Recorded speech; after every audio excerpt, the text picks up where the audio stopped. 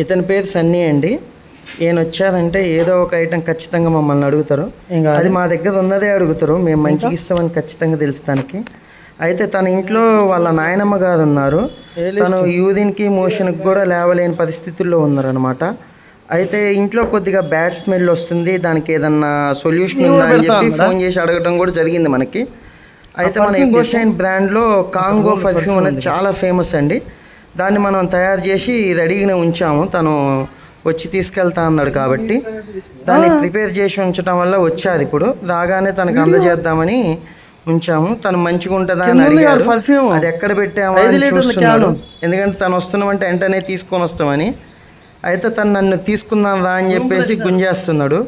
లేదు లేదు అక్కడ వాటిలలో మధ్యలోనే పెట్టాము, తీసుకొస్తాడు మావోడు అని చెప్పి అన్నాను. ఈ గ్యాప్లో మావోడు రానే వచ్చాడు. ఆ పర్ఫ్యూమ్ తీసాడు, చేతిలో పెట్టాడు రూమ్ ఫ్రెషనర్. అది స్మెల్ మంచిగా ఉందా లేదా అని క్యాప్ బయటలో నుంచే చూస్తున్నాడు. మీరు గమనించవచ్చు. సూపర్ ఉంది.